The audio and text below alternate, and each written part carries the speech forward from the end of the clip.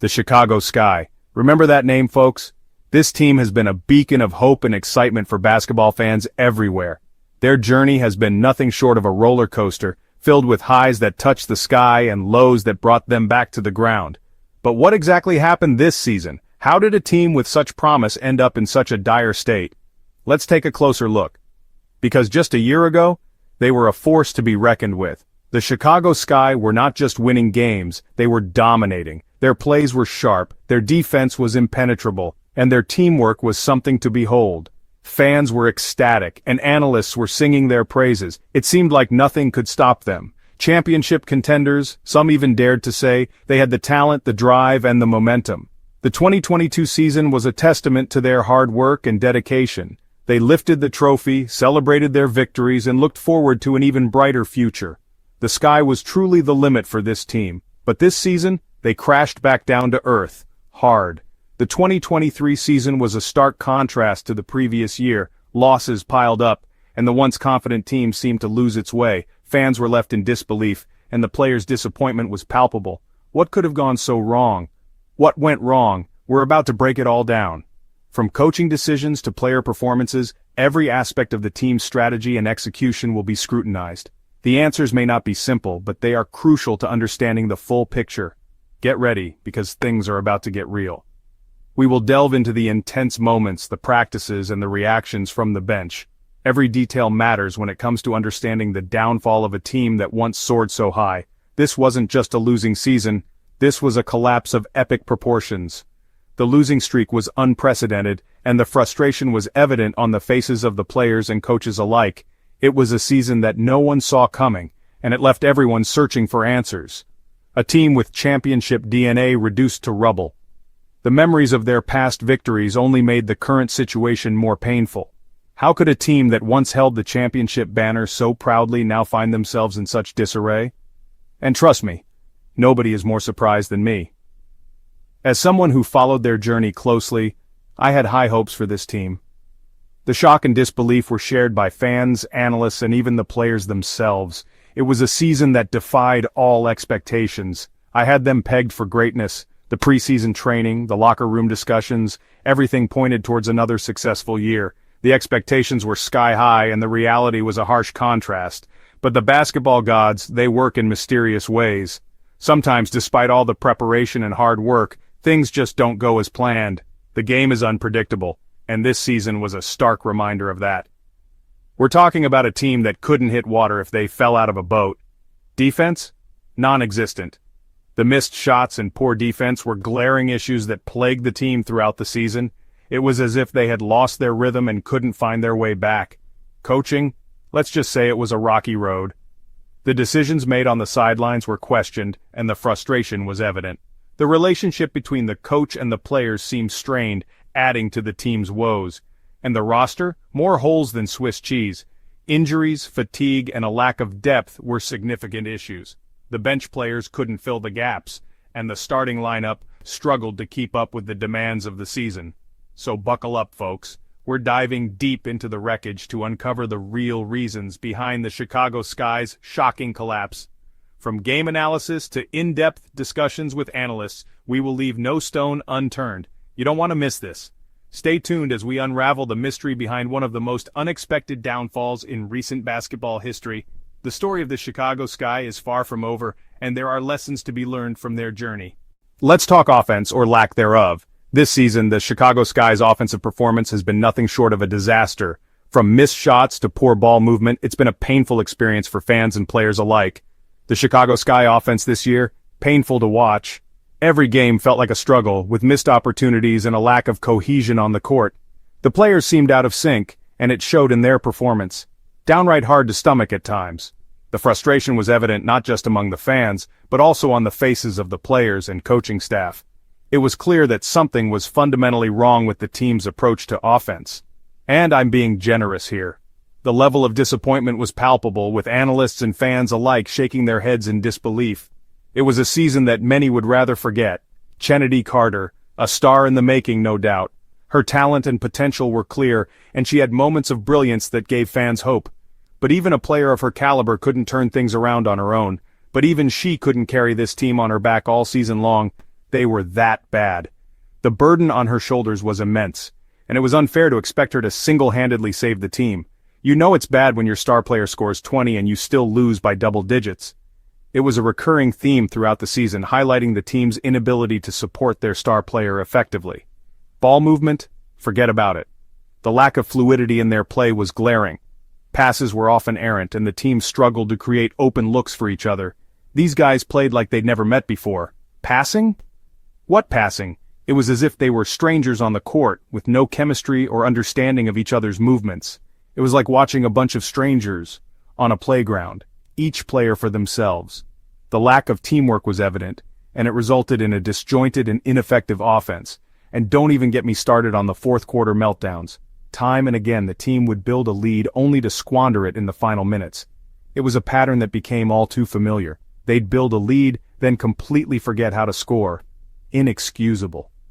The inability to close out games was a major issue, and it cost them dearly throughout the season. I've seen better offense from my grandma's knitting circle. It was a season filled with frustration and disappointment, and the team will need to make significant changes if they hope to improve next year. Now let's talk about the other side of the court, or should I say the lack of defense. The Sky's defense was once their calling card. This year, it was more like a welcome mat. Steals? They forgot those even existed. Blocks? A rare sighting. This team went from being a defensive juggernaut to a turnstile. Opponents were scoring at will, and the Sky just stood there and watched. Part of it was youth, part of it was fatigue, but honestly a lot of it was just plain old lack of effort. They didn't hustle, they didn't communicate, they just didn't seem to care. And that, my friends, is a recipe for disaster. Now let's address the elephant in the room, Coach Teresa Weatherspoon. She came in with high hopes, a proven track record, but it just didn't work out. One season, and she's out. Was it the right move? Look, I like Coach Weatherspoon, she's a legend in this league. But sometimes things just don't click, and when they don't click at this level, changes have to be made. Was she the problem? Not entirely, but she was part of the problem. And frankly, when a team goes down in flames like this, the coach is always the first one to take the fall. That's the business we're in. Section 5, Roster Roulette, a revolving door of talent. Let's talk roster construction, or, the lack thereof. Building a cohesive team is like assembling a puzzle. Each piece has to fit perfectly with the others to create a complete picture. But what happens when those pieces keep changing? The Sky had more players coming and going than a bus station. The Sky had more players coming and going than a bus station. Imagine trying to build a house, but every week, the construction crew changes. One week, you have electricians, the next week plumbers, and the week after that, carpenters. The project would never get finished, and the same goes for building a successful basketball team. That kind of instability will kill you. It's not just about the physical skills on the court, it's about the mental and emotional connection between players. When you have a revolving door of talent, you can't build chemistry, you can't build trust. When the faces are changing every other week, you can't build chemistry, you can't build trust. When the faces are changing every other week, Angel Reese, Camila Cardoso, these are young players with potential. They have the raw talent, the drive, and the ambition to succeed, but they need a stable environment to grow and develop. These are young players with potential, but they need a stable environment to grow and develop. They need veterans around them to show them the ropes, to guide them through the ups and downs of a professional basketball career. But they need a stable environment to grow and develop. They need veterans around them to show them the ropes. Instead, they were thrown into the fire and told to sink or swim. This kind of approach can be detrimental to their development and confidence. They need veterans around them to show them the ropes. Instead, they were thrown into the fire and told to sink or swim. And look, I get it. The WNBA is a business. Teams have to make tough decisions, sometimes letting go of players to make room for new talent or to manage the salary cap. Instead, they were thrown into the fire and told to sink or swim. And look, I get it. The WNBA is a business. Teams have to make tough decisions, sometimes letting go of players to make room for new talent or to manage the salary cap. But you can't build a winning culture when you're constantly hitting the reset button. And look, I get it. The WNBA is a business. Teams have to make tough decisions, sometimes letting go of players to make room for new talent or to manage the salary cap. But you can't build a winning culture when you're constantly hitting the reset button. Stability is key to success, and without it, even the most talented players will struggle to reach their full potential. The WNBA is a business, but you can't build a winning culture when you're constantly hitting the reset button. Stability is key to success, and without it, even the most talented players will struggle to reach their full potential. Teams need to find a balance between making necessary changes and maintaining a core group of players who can grow and develop together. But you can't build a winning culture when you're constantly hitting the reset button. Stability is key to success, and without it, even the most talented players will struggle to reach their full potential. Teams need to find a balance between making necessary changes and maintaining a core group of players who can grow and develop together. Only then can they hope to build a winning culture and achieve long-term success.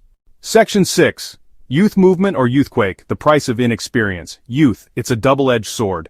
On the one hand you have energy, athleticism, potential. On the other hand you have inexperience, inconsistency, and a whole lot of learning on the job. The Sky had a lot of young players on their roster this year, and it showed. They made rookie mistakes. They struggled with the speed and physicality of the league. They hit the rookie wall hard. And look, I'm all for giving young players a chance.